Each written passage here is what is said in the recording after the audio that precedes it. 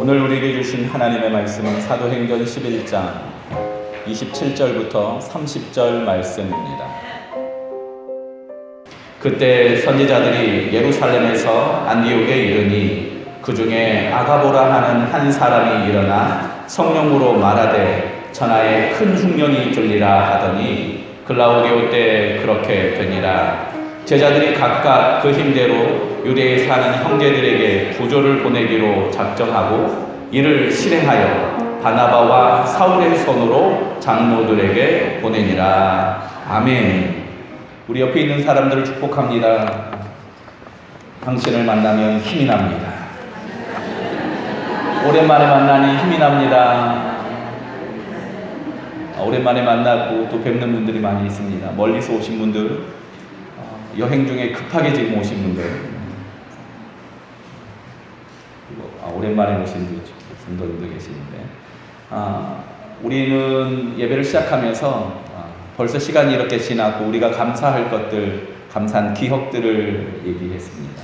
근데 기억을 딱 하려치면요, 감사한 게 뭐가 있나, 여름 동안 잘 기억이 나지 않는 게 우리 모습 아닙니까?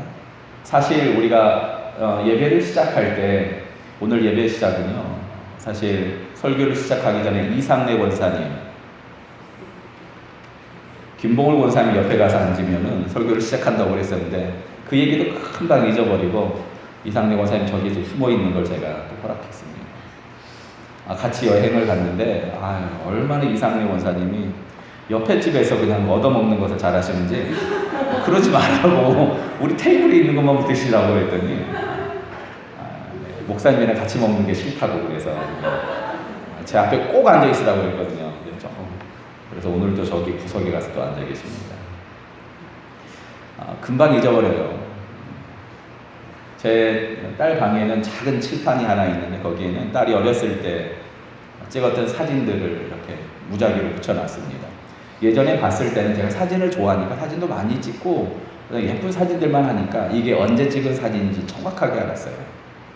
오랜만에 딱 봤는데 이게 전인가, 이게 후인가, 이게 거긴가, 여긴가 헷갈리기 시작하는 겁니다. 아내가 제 양복을 드라이를 맡기려고 세탁소에 들고 갔다가 왔는데 묘한 미소를 지으며 저한테 얘기합니다. 자, 여기, 그러면서 3만 원을 줬어요. 잘 숨겨놨는데 찾으려고 그렇게 찾아도 없더니만 기억력이 짧아서 비상금이 들켰습니다. 인간을 망각의 동물이라고 합니다. 잘 잊어버립니다. 한번 결정한 것도 잘 잊어버릴 수밖에 없습니다. 오늘 본문에 보면은요, 유독 29절과 30절을 구분해서 기록하고 있는 모습을 봅니다. 29절 제일 마지막은 제자들이 각각 그 힘대로 유대에 사는 형제들에게 부조를 보내기로 작정하고로 끝납니다. 그리고 30절에는 따라합시다. 이를 실행하여. 뭐 한다고요? 이를 실행하여라고 합니다. 오늘 본문의 오늘 제목의 말씀을 함께 하고 싶은데요, 일부러 이렇게 떨어뜨려 놓고 얘기한 겁니다. 이를 실행하여. 사실 오늘 본문은요, 천하의 큰 흉년이 들리라 예루살렘에 내려와서 안디옥까지 내려온 겁니다. 약 700km 떨어진 그곳까지 내려와서 일부러 그 안디옥 교회에 예언을 해줍니다. 예언이라는 말은 무슨 말이냐? 미리 일어날 일들을 얘기해 주는 겁니다. 지금 일어납니까? 안 일어납니다. 언제 일어납니까? 모르죠. 그런데 장차 일어날 일들을 얘기해 주는 겁니다. 그러자 그들이 이 이야기를 듣고 작정합니다. 돕기로 작정하는 이 교회는요, 그렇게 대단한 교회가 아닙니다. 안디옥 교회는 신생교회고 이방교회입니다. 그런데 그 교회에서 돕기로 작정하는데 대충 돕는 게 아니라 제자들이 각각 그 힘대로 돕습니다. 그리고 도운데 자기들을 이방인이라고 무시하는 유대인 그 교회를 돕습니다. 돈을 보내며 자존심 상하지 않도록 부조한다라고 조심스럽게 표현하며 돕습니다. 아니, 이렇게 작정했습니다. 사실 작정하는 건 누구나 하지요.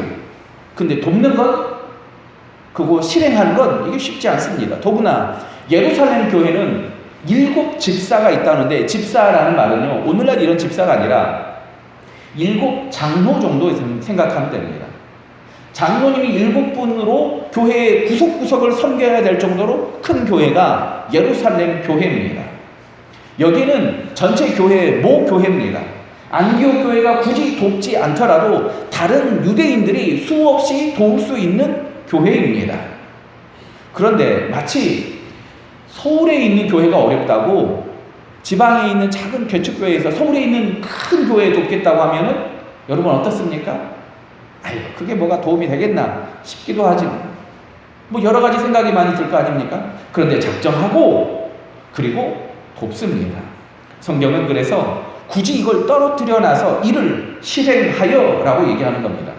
실제로 AD 46년에서 48년, 46, 47, 48, 3년 동안 로마 역사에 기록될 정도로 아주 끔찍한 극심한 기근이 당시에 온 로마를 덮쳐서 많은 사람들이 아사하고 굉장히 어려운 시기를 보냈다는 역사가들의 증언이 있습니다. 언제 간지 모르는데 당장 내일이 아니라 몇 년 후가 될 수도 있습니다. 그런데 이것을 기억하고 그리고 실행에 옮기고 있습니다. 우리가 흔히 하는 말 중에 이런 말이 있습니다. 다이어트는 언제부터 해요? 다이어트는 언제부터 해요? 오늘 점심부터 하지 마시고요. 우리는 다이어트는 내일부터 한다고 항상 얘기합니다. 왜 그러냐면 오늘은 먹어야 되니까. 작정은 했어요. 언제부터 해요? 내일 가면 또 언제 해요? 내일. 안 하는 겁니다. 일을 실행하여. 저는 오늘 이 제목이요, 여러분 인생 가운데 큰 계기가 되기를 주님의 이름으로 축원합니다. 공부는 언제부터 해요? 일을 실행하여. 딸, 그래. 일을 실행하여. 믿음은 작정하는 것이 아니라 실행하는 능력이 믿음입니다. 믿음은 잘 살겠다고 결정하는 게 아닙니다. 잘 살려고 몸부림치는 겁니다. 믿는데 예전처럼 사는 건 믿음이 아닙니다. 그러면 믿음이 뭡니까? 예전과 달라지려고 몸부림치는 게 믿음입니다. 제가 이 표현을 아주 조심스럽게 했습니다. 믿음은 예전처럼 사는 게 아니라 완전히 새로워지는 게 아닙니다. 새로운 곳으로 가려고 한 걸음 내딛는 것, 이게 바로 믿음이라는 겁니다. 그리스도인들은 결정하는 사람이 아니라 결정하는 대로 살려고 노력하는 사람들입니다.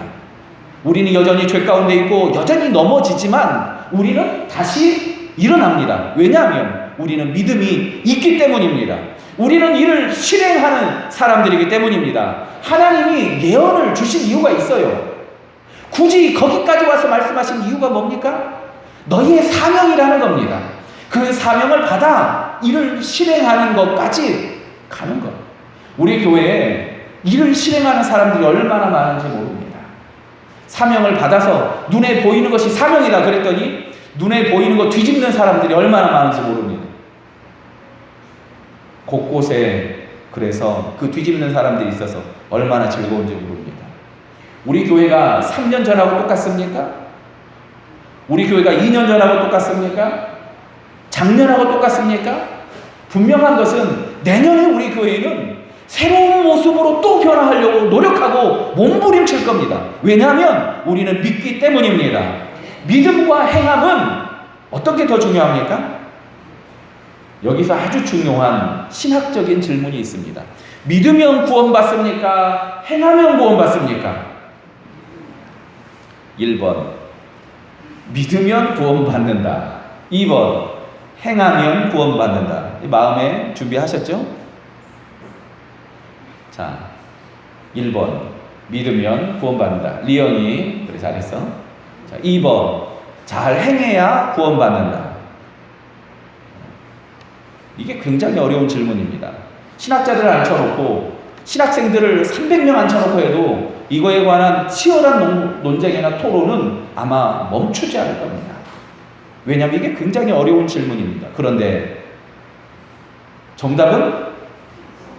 따라합시다. 정답은 3번. 몇 번이요? 항상 우리는 흑백 논리에 빠져 있을 때가 있어요. 이거 아니면 저거. 제가 사실 그걸 좋아하는데 정답은 3번일 때가 많습니다. 믿으면 구원받습니까? 행하면 구원받습니까? 라는 이 질문은요, 사실 질문이 틀렸습니다. 제가 틀린 겁니다. 믿는 사람은 행하고요, 행하는 사람은 믿기 때문에 행하는 겁니다. 그냥 행하는 건 없어요. 믿는데 여전히 앉아있다, 이건 믿는 게 아닙니다. 행하는데 그 안에 왜 믿음이 없겠습니까? 그런데 우리는 자꾸 이걸 나누려고 합니다. 믿냐, 행하느냐. 예수님 우리에게 산상수훈으로 얘기합니다. 열매로 아니라. 뭘로 안다고요? 열매로 압니다. 그런데 그 열매는 어디서부터 나옵니까? 뿌리에서부터. 뿌리에서부터 시작해서 열매가 나지, 그냥 뚝 잘랐는데 열매만 나오는 게 아니라는 겁니다. 예수 믿는 사람들에게 하나님이 원하시는 게 있습니다. 믿음이 작은 제자들에게 야 이놈들아, 믿음이 그렇게 작아? 라고 호통친 적이 없습니다. 믿음이 작은 자들에게 예수님은 믿음이 작은 자라고 하시며 여전히 제자로 불러주시고, 두 번째로 믿음이 적고 물속에 빠져가는 그 베드로를 향해서 믿음이 적은 자야 하시며 베드로를 건져 주십니다. 믿음은 연약하고 작고 부족하지만 이를 실행하는 데까지 이르는 것, 한 걸음 내딛는 것, 바로 그게 하나님 오늘 우리에게 말씀하시는 믿음이고 오늘 우리를 향한 도전이라는 겁니다. 중요한 것은 이를 실행하려면 어떻게 해야 돼요? 이 말씀을 기억해야 되는 겁니다. 출애굽기 13장에 보면은 이제 출애굽을 막 시작하면 애굽 군대가 쫓아옵니다. 여기 우물쭈물하다가는 잡힐 수가 있습니다. 그런데 그 절대절명의 순간 이런 일들이 벌어집니다. 제가 읽어보겠습니다. 그러므로 하나님이 홍해 광야길로 돌려 백성을 인도하시매 이스라엘 자손이 애굽 땅에서 대열을 지어 나올 때에 모세가 요셉의 유고를 가졌으니 이는 요셉이 이스라엘 자손으로 단단히 맹세하여 이르기를 하나님이 반드시 너희를 찾아오시리니 너희는 내 유고를 여기서 가지고 나가라 하였음이었더라. 아멘. 요셉의 유고를 메고 갑니다. 그 급한데 요셉은 모세 때의 사람이 아닙니다. 모세 10년 전의 사람이 아니고 무려 400년 전의 사람이에요. 400년 전 했던 유언을 기억하며 그 유고를 가지고 나가는 겁니다. 여러분, 혹시 여러분 할아버지, 돌아가신 할아버지나 할아버지가 있다면 그분의 마지막 유언을 혹시 여러분 기억하고 계십니까? 100년도 안 지났어요. 여러분 그거 기억하고 계십니까? 그거 기억하고 있으면요, 그 사람이 이상한 사람입니다. 왜냐하면 잊어버리는 게 당연합니다. 잘 기억이 나지 않습니다. 그런데 400년 전에 죽었던 요셉의 유고를 모세가 그 급박한 상황에 들고 나올 수 있었던 까닭이 뭐냐? 왜 어떻게 이렇게 하겠습니까? 요셉이 단단히 맹세하여 제발 좀 들고 가라고 얘기했거든요. 그러니까 요셉의 아들은 그 아들에게로, 요셉의 아들은 그 아들에게로, 아들의 아들에게로 전달하지 않았겠습니까? 단단히 맹세하여 이건 꼭 해줘라라고 맹세하지 않았겠습니까? 그리고 그걸 들고 나가는 겁니다. 잊어버리지 말라고 그렇게 열심히 얘기하니까 그때야 비로소 기억하는 겁니다. 그래서 모세는 이 이야기를 그대로 이스라엘 백성들에게 적용합니다. 따라합시다. 들으라 이스라엘아. 뭐 하라고요? 들으라 이스라엘아. 신명기의 주제가 바로 이겁니다. 이스라엘아 제발 들어라 라고 말하면서 모세가 하나님의 말씀, 하나님이 어떻게 우리에게 하셨는지를 이스라엘 백성들에게 말하는데 다 말하고 나서요 두 가지를 시킵니다. 너희는 이 문을 출입할 때마다 그걸 지켜라. 그래서 이 사람들은 매추자라고 그래서 매추자를 이렇게 옆에, 문 옆에다가 이렇게 붙여 놓습니다. 이 문 옆에는요, 들으라 이스라엘아, 하나님은 오직 한 분이시니, 이 말씀이 들어있어요. 그리고 이걸 붙여놓고 오가면서 사람들이 여기 한번 만지고 우리 입술에 대는 겁니다. 나갈 때도 한번 만지고 입술에 대고 나가고, 들어올 때도 입술에 대고. 그래서 유대인 집에는 다 그게 있어요. 그러니까 들어오고 나갈 때마다 이 말씀을 기억하는 겁니다. 그 사람들은 몸에 테필린이라는 게 있습니다. 작은 상자가 있는데 이 상자는 기도할 때마다 매요. 이 상자에 들어가 있는 말씀은 들으라 이스라엘아, 하나님은 오직 한 분이시니, 이 말씀이 들어있어요. 이 말씀을 메고 기도하는 겁니다. 그러니까 주일마다 메고 기도하고 주중에도 메고 기도하는 겁니다. 하나님의 하신 말씀을 잊어버리지 않기 위해서 어떻게 해요? 날마다 그것을 만지고 읽고 듣고, 그래서 들으라 이스라엘아 얘기하는 겁니다. 왜냐하면 들어야 안 잊어버리거든요. 들어야 안 잊어버리고, 하나님의 말씀을 기억하려고 몸부림쳐야 잊어버리지 않을 수 있다는 겁니다. 이를 실행하여 그냥 실행되는 게 없어요. 잊어버리거든요.